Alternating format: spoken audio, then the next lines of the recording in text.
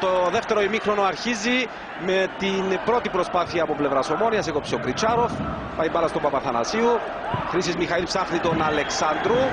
Ο Αλαμπή κατεβάζει την μπάλα. Αλεξάνδρου ενώ περιμένει ο Παπαθανασίου, είναι μόνος, μεγάλη ευκαιρία. Γκολ! 1-0 για το ΑΠΟΕΛ.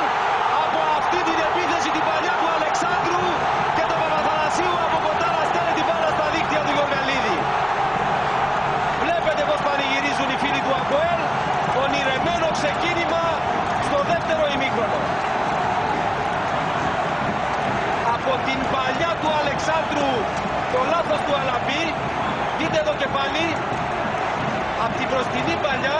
Εδώ Αλαμπή βασικά κατέβασε την μπάλα στον Αλεξάνδρου που βρήκε τον Παπαθανασίου, ο οποίος παραβίασε την εστία του Γιωργαλίδη. Το ΑΠΟΕΛ κάνει ένα ξεκίνημα που κανείς δεν θα φανταζόταν στο δεύτερο ημίχρονο, στα πρώτα 15 δευτερόλεπτα.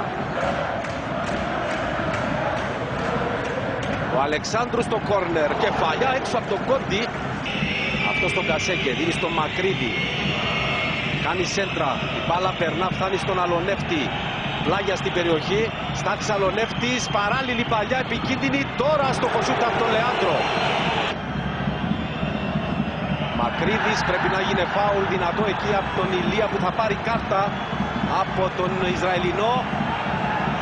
Κίτρινη λοιπόν στον Ηλία, ο οποίος δίνει το χέρι στον Κωνσταντίνο Μακρύδη, πρώην συμπαίχτη του και συμπαίχτη του στην Εθνική.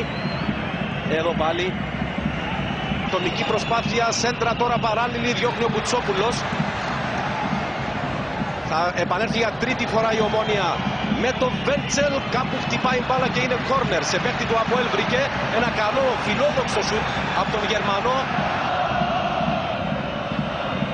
Εκτελεί ο Εφρέμ. Η κεφαλιά έξω, κέρδισε στον αέρα τον Μωράης ο Τίμο Βέντσελ που πρωταγωνίστησε και στην προηγούμενη φάση. Πολύ επικίνδυνη φάση και πολύ επικίνδυνη κεφαλιά, η οποία δεν ήταν πολύ μακριά από τον κόλπο. Και το δείχνει στο εξωτερικό μέρος. Ναι. Εδώ θα το ξαναδούμε. Η κεφαλιά πολύ καλή από τον Γερμανό. Ο Πολωνός που είναι καλύτερος στο δεύτερο ημίχρονο. Ναι, έχει ανέβει κατά πολύ. Ο Κουτσόπουλος κάνει σέντρα, κεφαλιά, η μπάλα στον Πίτο, το πλασέ, έξω, πολύ μεγάλη ευκαιρία για το ΑΠΟΕΛ για δεύτερο γκολ. Εδώ και πάλι από απόκρουση έσκασε η μπάλα στα πόδια του Πίτο που έκανε αυτό το τεχνικό με ένα λάστοχο σουτ. Διάκο Δημητρίου, γιατί ο Τάκης Λεμονής θα κάνει αλλαγή αμέσως μετά. Να δούμε τη φάση. Εφρέμ πλησιάζει, πάει για το σουτ, κάνει παλιά, Ρεχίφο, Αλονεύτης, 1-1. Ισοφαρίζει η Ομόνια στο 60ο λεπτό με τον Αλονεύτη. Απ' την παλιά του Ρεχίφο, ο Αλονεύτης από κοντά στα ανυπεράσπιστα δίκτυα. Η ισοφάριση λοιπόν στο 60ο λεπτό. Το τέρπι στο 1-1.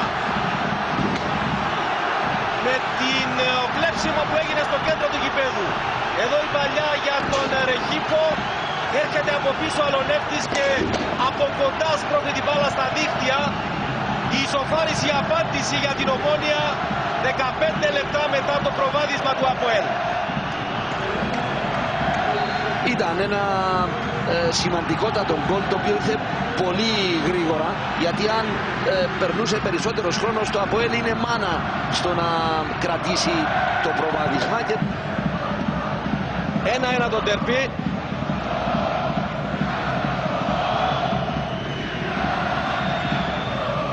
Αλονεύτης, Ντάβιτσον, ξεφεύγει, έτοιμος για τη σέντρα, την κάνει, άστοχο, πολύ ψηλά το σουτ από τον Εφρέμ. Εξαιρετική παλιά πίσω, ακριβώς εκεί που ακολουθούν συνήθως οι ποδοσφαιριστές.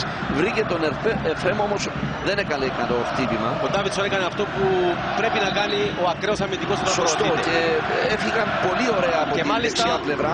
Εδώ εντελώς μόνο στο σημείο ακριβώς βρήκε τον Εφρέμ. Περιμένει ο Παπαθανασίου του Αλεξάνδρου. Στον Αλεξάνδρου η μπάλα, ο Κασέκε θα γλιστρήσει, θα σηκωθεί και πάλι. Δίνουν μεγάλη μάχη εκεί οι ποδοσφαιριστές. Άφησε ο Ισραηλινός και το παιχνίδι και το σταματά τώρα γιατί ο Κασέκε, για να δούμε, το Κασέκε νομίζω που φωνάζει, είναι κίτρινη. γιατί προφανώς μετά την κατάληξη της μπάλας σε πλάγιο, να εδώ εξηγούνται οι δύο, μια επανάληψη θα μας διαφωτίσει. Εδώ εδώ έγινε μια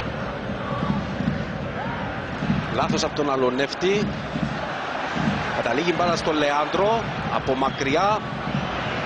Οι πιθανότητες να ευστοχούσε ήταν περιορισμένες. Κοσόφσκι Πολωνός, ο Λεάντρο έπαιζε στην Ουγγαρία.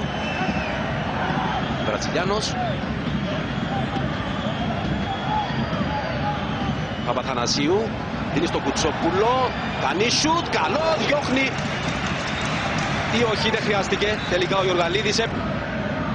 Για να δούμε και πάλι εδώ. Το σουτ από τον Κουτσόπουλο. Έβαλε μέχρι εκεί τα χέρια ο Γιωργαλίδης, αλλά όπως φαίνεται και από τις επαναλήψεις δεν βρήκε την μπάλα. Βραζιλιάνος φεύγει από τον Ηλία των Χαραλάμπους. Μαρσίνιο ανακόπτεται. Φεύγει η Ομόνοια τώρα στην επίθεση. Εφρέμ, περνάει μπάλα. Αλονεύτης, εξαιρετικό ταπκουνάκι. Λίγο να τρέχει νωρίτερα ο Ρεχίφο, ενδεχομένως να ήταν φάτσα με το Χιώτη. Για να δούμε και ποιον θα αντικαταστήσει ο Τζουράφσκι, Κυριακό. Τον Στάθη Αλονεύτη, όπως εσύ που ήταν εκεί προηγουμένως. Εδώ ο Χριστοφή κάνει μια πολύ ωραία ενέργεια. Χάνει την μπάλα. Συνεχίζει ο Χριστοφή. Πάσα για τον Εφρέμ. Η σέντρα λάθος. Δεν μπορούν εδώ οι παίκτες της Ομόνοιας να συνεννοηθούν και χάνουν τις αλλαγές του. Σπαταλάει την κατοχή ο Χριστοφή, γιατί δοκίμασε βλέποντας τον Χιώτη λίγο έξω να στείλει την μπάλα στα δίχτυα πίσω από το κέντρο του γηπέδου. Και ο Χρυσό Μιχαήλ στον Ντάβιτσον. Τώρα στο Χριστοφή. Δίνει και πάλι στον Ντάβιτσον. Παράλληλη παλιά Κόντης για τον Πίτο και κόντρα από τον Κουτσόπουλο στον Χριστοφή. Η Ομόνοια είναι στην επίθεση. Το Κασέκη έφτασε η μπάλα στο Χριστοφή. Πάει μια ατομική προσπάθεια και περνά ο Χριστοφή. Παράλληλη σέντρα, γκολ από τον Κωνσταντίνου. Στο 89ο λεπτό η Ομόνοια σκοράρει 2-1. Γυρίζει το παιχνίδι και είναι πάρα πολύ κοντά σε μια πολύ μεγάλη νίκη. Στα δίχτυα του Χιώτη από μια εξαιρετική προσπάθεια του Χριστοφή, ο Κωνσταντίνου πέταξε την μπάλα στα δίχτυα του ΑΠΟΕΛ. Ένα λεπτό πριν το τέλος η Ομόνοια χαϊδεύει μια σπουδαία νίκη 3 βαθμούς που θα την απομακρύνουν ακόμη περισσότερο από τον αιώνιο αντίπαλό της. Είδα και πάλι εδώ τον Χριστοφή που μπήκε στην περιοχή, βρήκε τον Κωνσταντίνου που με άψογο τρόπο την έστειλε στα δίχτυα του Χιώτη. Ο Χριστοφή έκανε εντυπωσιακή ενέργεια, δικαιώνει και τον Τάκη Λεμονή για την επιλογή του. Ο Κωνσταντίνου πανηγύρισε με αυτόν τον έξαλλο και δικαιολογημένο τρόπο το 10ο φετινό του γκολ. Οι μεγάλοι ποδοσφαιριστές κερδίζουν τα μεγάλα παιχνίδια. Ξανά το απέχει την κατοχή για μια ακόμη προσπάθεια. Πάσα για τον Παπαθανασίου. Δεν μπόρεσε να κατεβάσει. Διώχνουν οι παίκτες της Ομόνοιας που έχουν επιστοχωρήσει τώρα και λογικό είναι για να κρατήσουν το 2-1. Ο Χιώτης θα κάνει το γέμισμα, ενώ έχουμε πει στα τελευταία 30 δευτερόλεπτα. Κριτσάροφ την κεφαλιά διώχνει ο Βέρτσελ. Τώρα μείνεται η Ομόνοια. Ο Κόντης κάνει φάουλ στον Κωνσταντίνου. Η Ομόνοια κρατά γερά το 2-1, άλλωστε δεν υπάρχει και χρόνος για το ΑΠΟΕΛ. Η Ομόνοια θα πάει στους 62, θα ρίξει το ΑΠΟΕΛ στην 4η θέση.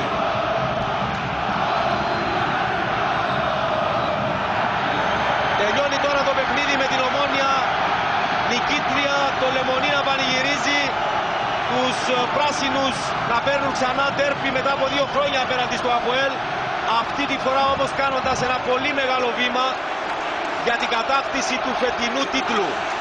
Πάμε αμέσως σε χορηγό.